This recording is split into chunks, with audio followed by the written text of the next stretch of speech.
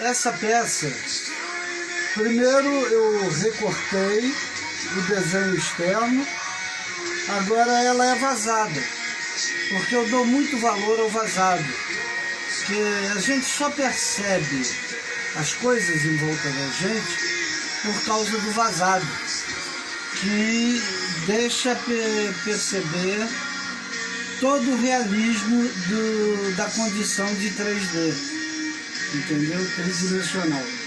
Então, eu faço o desenho externo, recorto, faço o desenho interno e agora eu vou cavar até vazar, como eu já fiz em outras duas peças que estão ali. Atrás de você tem duas peças aí, ó, que são essa aqui, que é o infinito, que eu fiz esse vazado, esse outro, e o recorte externo, né? Isso já está pronto. Essa peça aqui, por exemplo, é o casal. É o casal e no meio, entre um e outro, tem um coração, que é o amor que contém o amor. É um problema matemático.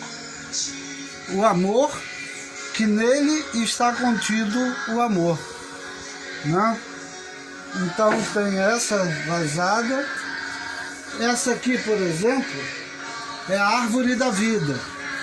Eu recortei o externo e depois eu trabalhei a parte que iria ficar a parte simbólica de 3D, tá? Então eu vou mostrar aqui como é que é feito o vazado.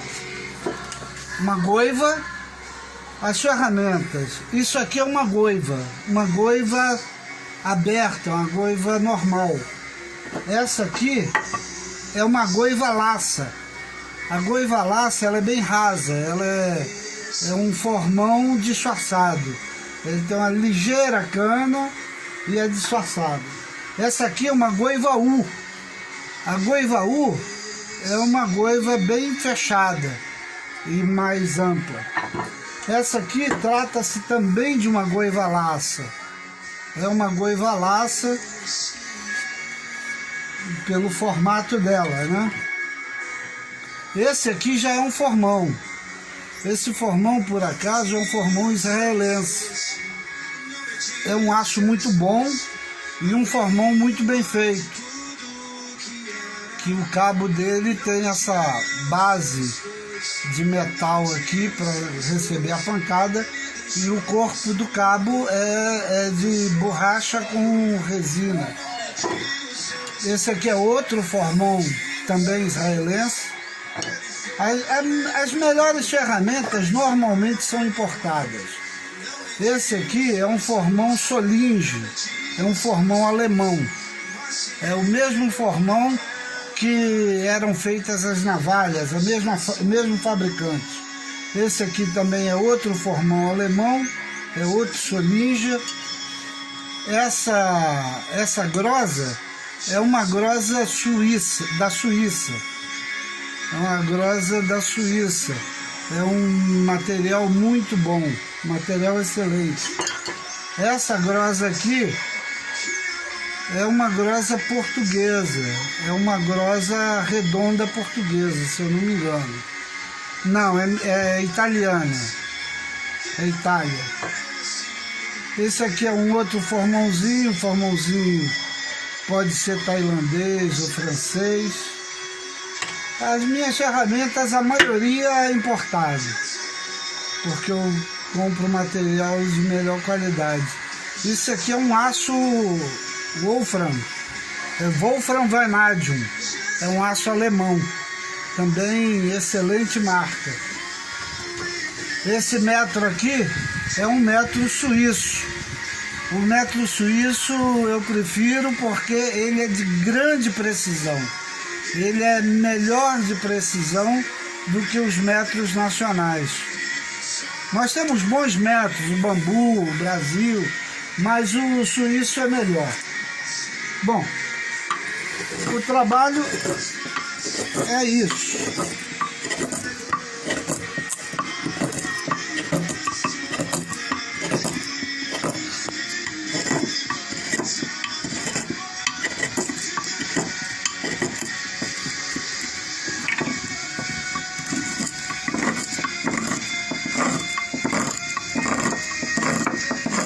Normalmente se usa maceta para esse trabalho, mas eu, apesar da minha idade, eu ainda continuo com bastante força na munheca, então eu faço o meu trabalho, mas mesmo usando a própria força do braço. Não acredito que eu vá ter condição de fazer esse tipo de coisa durante muito tempo, mesmo porque eu já estou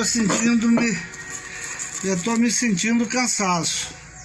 Esses são os cepilhos que sobra desse trabalho, desse processo, que é um processo de furar, vazar a peça de um lado para o outro.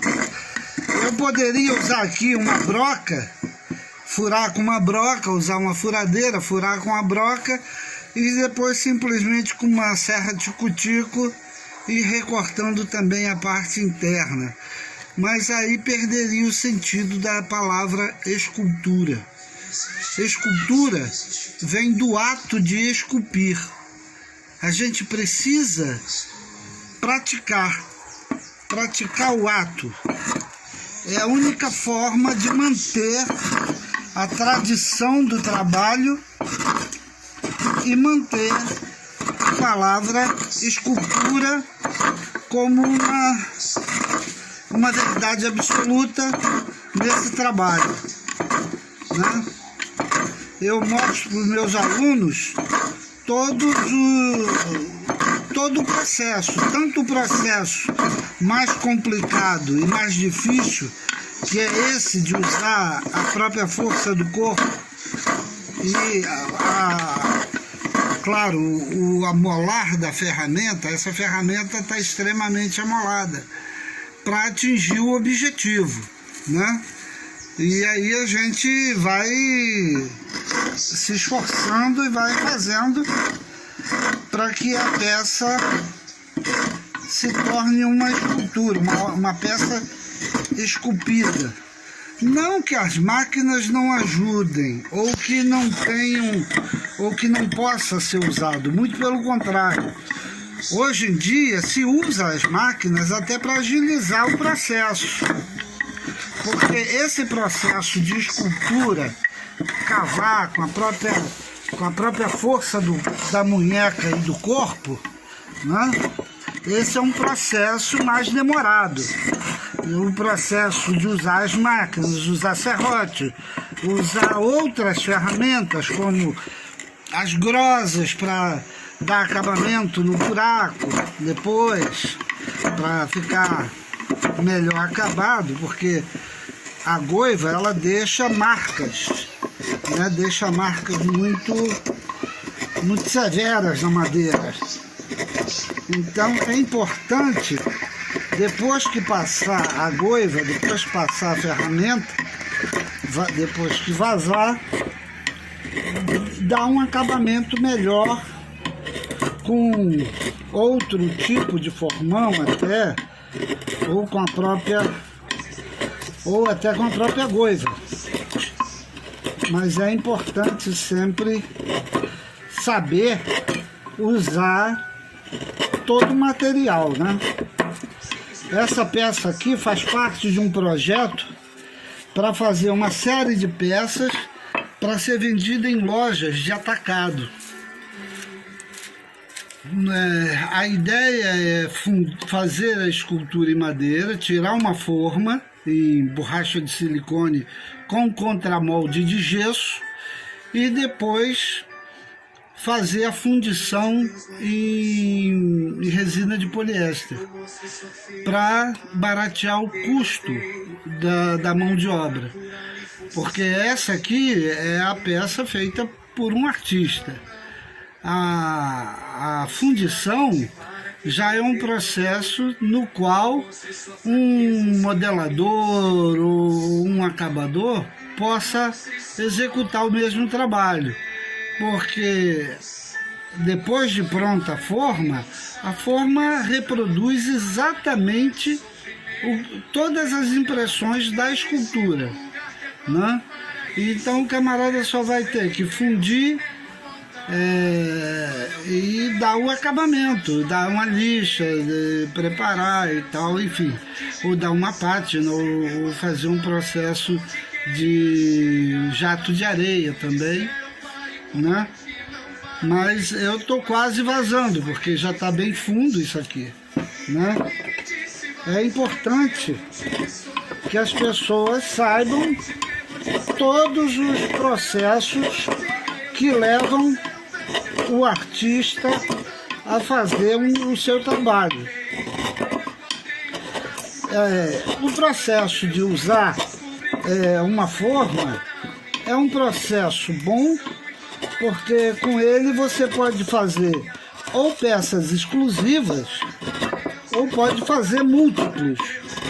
Pode fazer múltiplos de até 100 ou peças industriais, acima de 1000. Uma tiragem acima de 1000, acima de 100. Uma tiragem acima de 100 peças já é considerada uma peça industrial, né?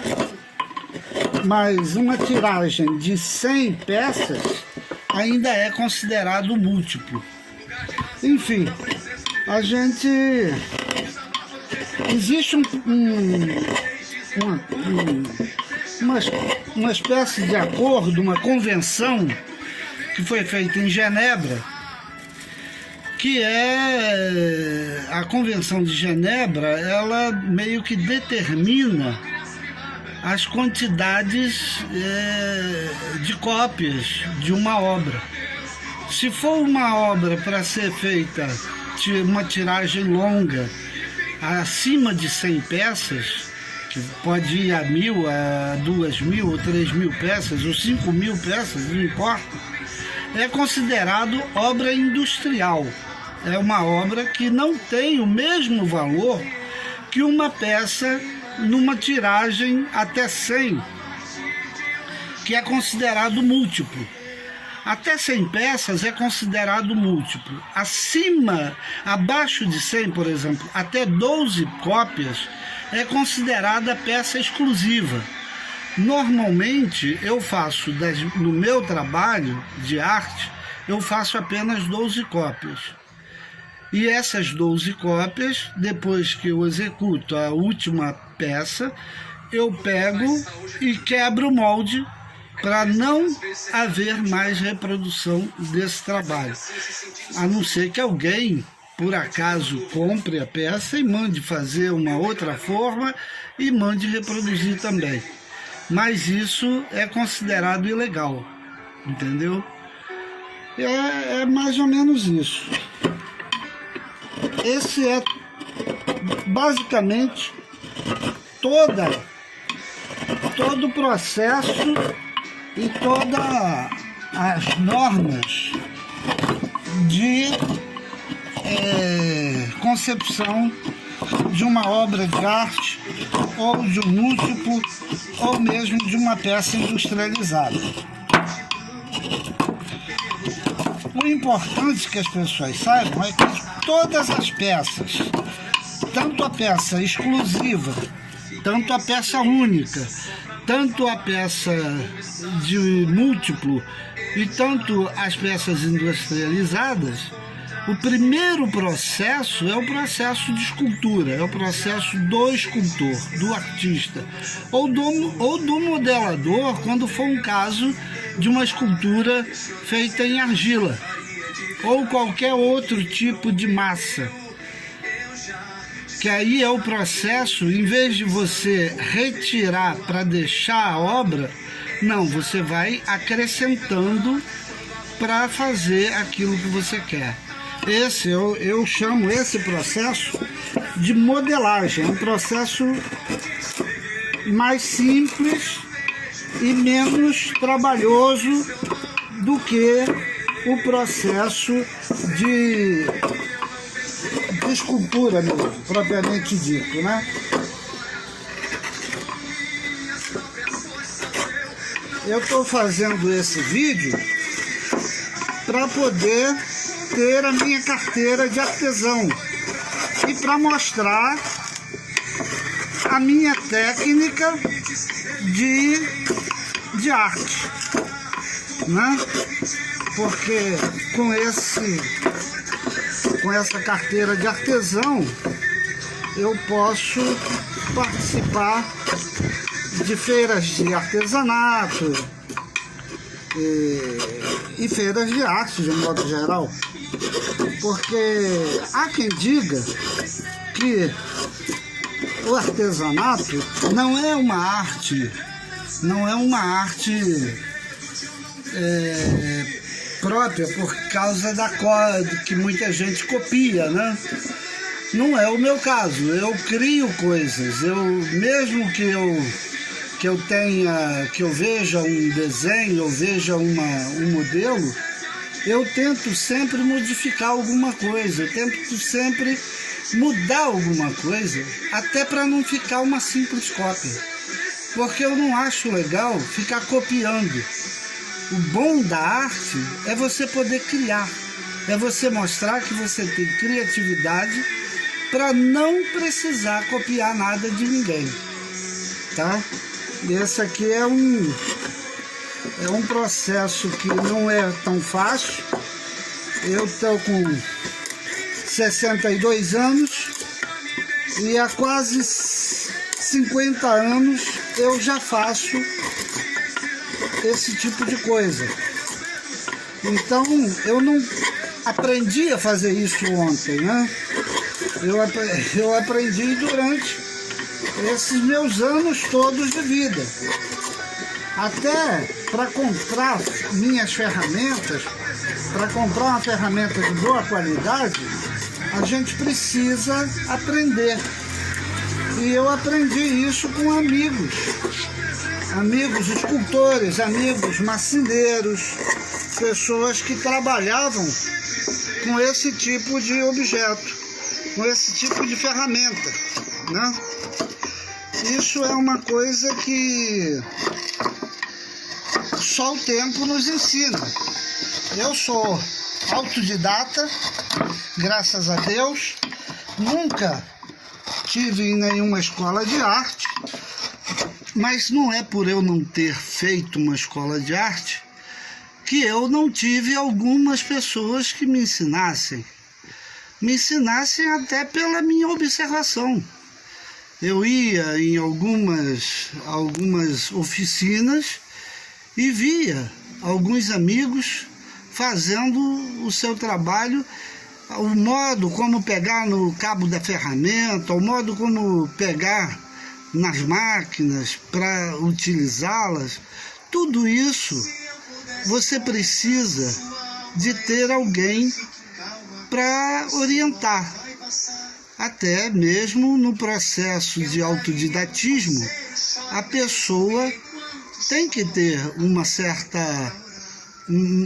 certo ensinamento de alguém. Ninguém, na realidade, nasce sabendo nada, né? Eu, quando comecei a desenhar, eu vi a minha prima desenhando e achei aquilo muito legal.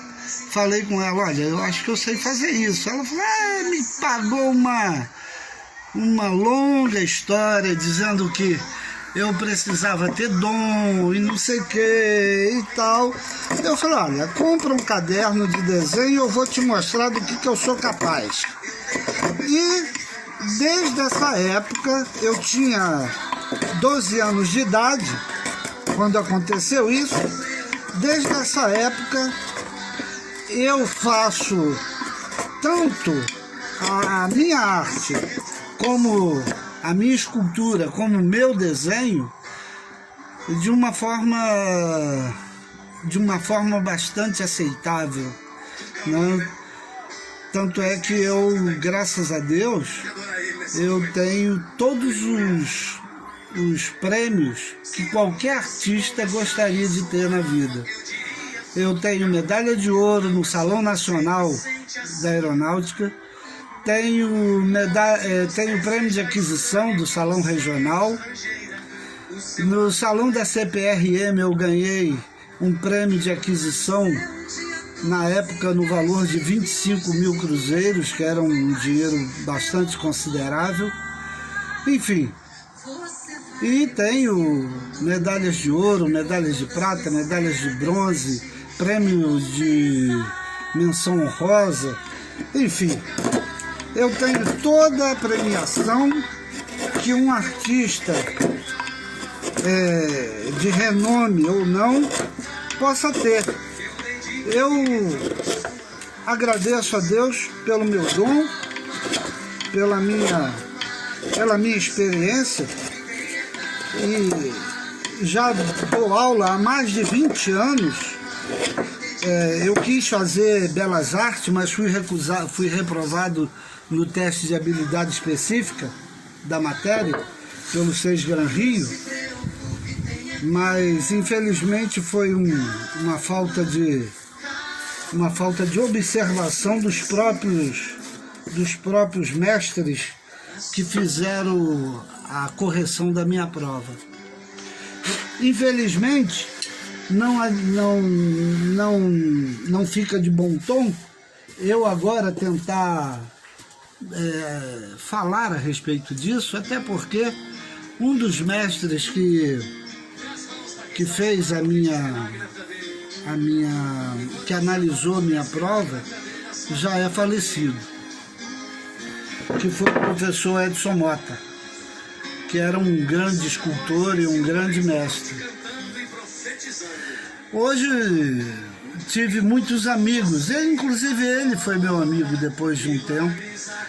Eu encontrei numa exposição do Carlos Scliar, que também era meu amigo, e nós conversamos muito, e sempre aprendi muito assim, batendo papo com pessoas que tinham mais idade e mais conhecimento do que eu.